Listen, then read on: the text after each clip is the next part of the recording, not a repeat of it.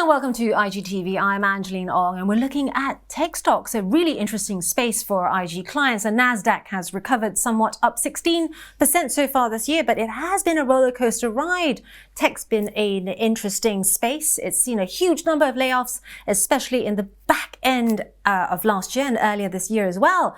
Joining me now to discuss all the trends in this space is Anthony Ginsberg, co-founder of the SKYY Cloud Technology ETF. Thank you so much for joining us. Before we launch into the fangs and the trends in the tech space, just tell us a bit about the ETF that you cover. Okay, so we're quite conservative actually, Angeline. We've basically got a cloud ETF that covers 75 holdings. They're equally weighted across all the main cloud players, but it's globally benchmarked.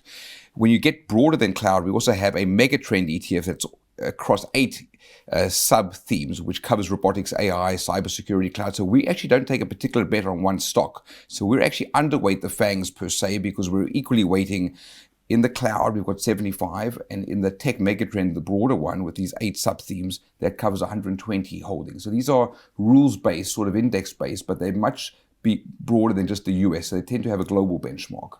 Most of our clients trade quite heavily in the what I call the single tech stock space. So like your Teslas, your Microsoft, your Oracles. What would you say to them if they were looking at an ETF, say? So I would say, still go with your passions. If you like Tesla, if you like Netflix, what we've tried to do is provide sort of the clarity of the baseline for people. So yes, they can still buy the individual stocks, but most of the people are using us just for a broader exposure to cloud. So if they want to say, look, cloud is growing at double digits, at about 25% a year-on-year revenue growth. We actually expect cloud to double in size, adding about $1 trillion of new revenue within the next 4 years. So if you want to play the broader trend, then the ETF, it's a very low-cost, broadly diversified way with 75 cloud holdings. You've got everybody from Zoom to the AWSs and the Microsofts, and obviously the Pentagon we were talking earlier on has just awarded almost $10 billion in contracts. So if you want the broader exposure to cloud, something like an ETF could be a low-cost way. It's typically around 50-odd basis points, the price. But then, yes, people can certainly add to their positions with individual stocks. I mean, cloud's an interesting one because cloud actually also owns cybersecurity plays, and we're seeing a lot of growth in cyber, and even social media and cloud and online gaming are increasingly overlapping. So we see a lot of these trends converging. So the days where you could be in a separate silo just with cloud, the reason we brought this tech megatrends ETF out is because some of these themes like robotics, like cyber, are seeing a lot of M&A activity. The biggest deal right now in tech that's on the boards is Microsoft buying Activision, which is this massive online gaming player. And the reason they're doing it is partly for a social media thing, to get more eyeballs, more and more gamers, unlike my kids in the first world who can afford consoles. Consoles now are only 1/3 of the way people are accessing gaming. It's increasingly in places like Africa, where I was born, in South Africa, or in Latin America and Asia, they're using smartphones. So a lot of the stuff is converging, where you find old software companies like Microsoft wanting to get into new tech, into social media, and by owning gaming content, that's the way they feel they can get in there. So they're willing to spend a fortune. $75 billion to buy Activision is an expensive purchase. And just really quickly, because I'm also looking at your stock here, what would you say to investors looking at this and saying, oh, well, I really would like to diversify, but the ETF's ticked up slightly now, but it is trading in a band, if you like, and it's been doing so since around 2022. What are other upward events that you're looking out for that would mean a lift in this ETF? It's a very good question. The catalyst, I think, for cloud is not just M&A activity, where cloud companies are actually starting to buy more cybersecurity, but it's also the fact that highly regulated industries, the banks, the insurance companies, the hospitals, they're all becoming the big purchasers of cloud. So when I mentioned to you that we're going to have a doubling in the size of cloud, that's largely driven not by the SMMEs, the small, medium, and these so-called cloud native, small companies. It's actually the big boys, like the banks, the household names, the HSBCs, the Barclays. Up until recently, they were nervous. They held back pre-COVID in diversifying across cloud. They weren't outsourcing. Just to give you a sense, 25% of corporate workloads are only now in the cloud. There's massive more maturity to come. Particularly, we see spending in the highly regulated industries. They can now not have to bet the farm on one particular cloud area. So the point previously was you had to bet on AWS or put all your eggs in the basket of Google for your cloud provision. Now, if you're a big bank like JP Morgan, you can separate your Brexit part of your cloud and your US part of your cloud far easier. And also you can transition from European data with the GDPR privacy issues utilizing cloud, which was not the case pre-COVID. So we think we're in a different world. It hasn't all been reflected and priced in yet. The PE ratios on cloud have come down. They were pre-COVID in the 30s. They've come down into the mid-20 range. Our cloud is actually up 16.5%, almost 17% year to date. So we think some of the rebound has already started happening. But the big growth in cloud, probably over the next 3 to 4 years, is this doubling in size of the revenues from Fortune 500s and the big multinationals that have historically not been the first movers in cloud. So let's talk about growth in terms of geographies now. We know that many market watchers were expecting this, China reopening, but it's been rather relatively slow. There's also India, which I'm sure you saw the headlines surpass or is seen surpassing China as the world's most populous nation by middle of this year. How do you think all this is being reflected by these tech stocks? It's a very good question. What's underreported actually is that Asia Pacific are per capita the biggest users of cloud, cybersecurity, and mobile. In fact, gaming has skyrocketed during COVID. Asia Pacific per capita are almost twice as likely to use the likes of the Netflixes and some other digital entertainment as well. So a lot of these trends that are converging. I would say that the US is no longer the leader. The big future trend is that emerging markets, parts of Asia, Latin America, are leapfrogging old legacy systems. Even in places like Africa, you may have heard that Kenya, for example, more and more of their economy is now online, with fintech dominating about half of their economy. And in China, frankly, try and spend cash in China. It's all basically on your smartphone today. Yes, and WeChat. And WeChat and Baidu. So the sad part in the US is that, look, both Republicans and Democrats are basically downplaying the issue of allowing American tech guys into China. So we see a separation of technology, but what we've tried to do is to include the Alibabas and the Baidus and the Tencents and include them in our ETF. So we're still positive on Asia. I actually think the underreported part is that the developing world is catching up. All the plumbing in cloud, we were talking a little earlier on, Amazon, Microsoft, the build out of Google Cloud, it all started in the US. That was 3, 4, 5 years ago. Now what's unsung and it hasn't been reported on is in places like Africa, whether it's Johannesburg or it's places like Malaysia, their speed. In South Korea, the speed is faster with 6G compared to the US, where you may have typically 4G, maybe a little bit of 5G speed. So even in Germany, their speed is way below the speed in Asia. So I'm actually far more positive that Asia Pacific is going to be one of the biggest success stories in these tech areas, particularly cloud, cybersecurity. I wanted to say one other quick thing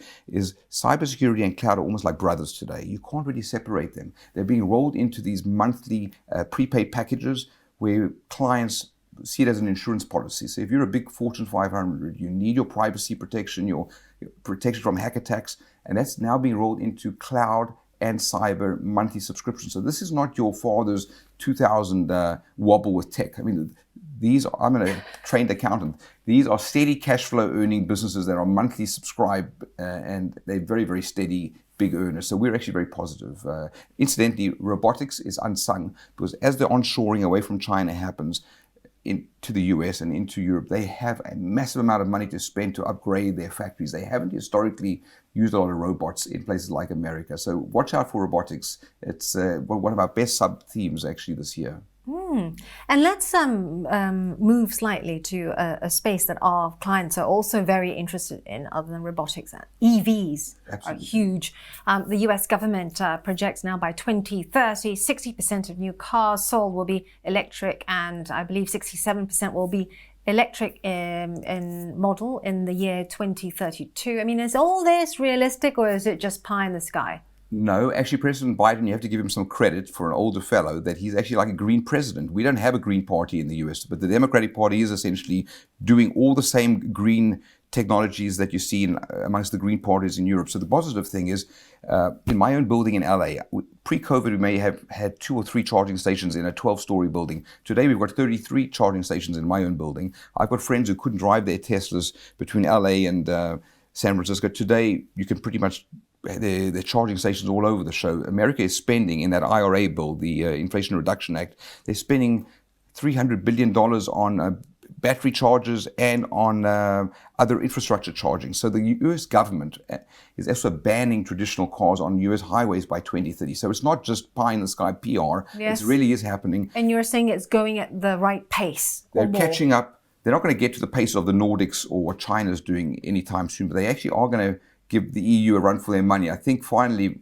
there's no moving backwards. I have to say that the Democratic Party have really, with this new EPA standard, these are emissions, they've made it very, very tough for traditional car companies to continue doing what they did in the 80s or the 90s. So the world has changed in the US. Even if a Republican president came in, these rules are tough rules, and even my own kids are embarrassed to be driving in old cars anymore. So I think there's been a huge shift during COVID, and buildings like my own, I mean, to go from literally 3 charging stations to 30, that's not just my building, but a lot of my mates are also being pressured now to buy EVs. And we see cheaper EVs, not just Teslas. You're seeing Ford coming out, you're seeing GM, Hyundai. So it's becoming more and more mainstream in the US. Anthony, is this pace at all being sort of pulled back by cheaper fuel? Because I've seen in my,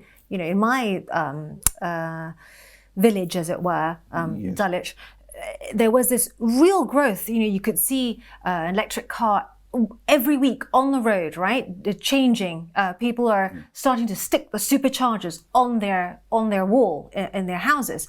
Then oil prices, and as you know, the economy weakened, and we're seeing this pace slow. So do you think this is having an impact at all to the rate of growth? It's a very good question, because the American housewife and average American family, frankly, were getting subsidized oil for years and years, and the petrol price didn't really push them over the edge. Then we had the Ukrainian invasion, Yes. and prices went sky high. But guess what? Even the prices have come down somewhat in the last 9 to 12 months. My wife, her friends, many middle-class folks are still frustrated with what they experienced over the last year and a half with inflation. And inflation is not really going away. So I actually think it's been a huge segue to saying, you know what, we don't really want to be going to the petrol station and subsidizing the Middle East or other places. And I really think there's been a mind shift to say, you know what, we want to take control in our own hands. More and more people want to be climate sensitive too. So it's beyond just the price of petrol. I think it's just being climate sensitive and people wanting to be more green in the US. So there's been a huge shift, I would say. And final question, because I know you're a cricket fan and you understand the game, Yes. and many of our clients are cricket fans. We're, in a run-up now to the Ashes, which is huge for this country because it's not only the men's but the women's as well. What happens with a game like cricket if, more and more eyeballs are on screens, on Netflix, on Fortnite? Can you see the game of cricket surviving all this? The 5-day match, for example, the 5-day... Oh boy. Traditional Okay. rhythm. So guess what's happening? We're seeing digital entertainment players like Amazon, like Netflix, all buying up rights now for tennis, for cricket, for the NFL. So guess what? The days of broadcast television in the US, they're losing 10 to 15% of their viewers year on year. So the viewership digitally is growing massively, whether it's Hulu or it's Netflix or Amazon. So they're going to be getting big. They're going to do what Mr. Murdoch used to do with Sky, buy up more and more television rights. And just in terms of eyeballs, yes, cricket, the 2020 is hugely powerful. I think it's going actually to go global. It was an Indian thing. It's going global. Now there's a big IPL. tournament in South Africa, in England. And also, just to give you a googly at the end of this conversation, I have to say that these sports can now go more global, faster, just digitally with the light of digital entertainment, whether it's Netflix or it's Amazon or it's Hulu or it's HBO.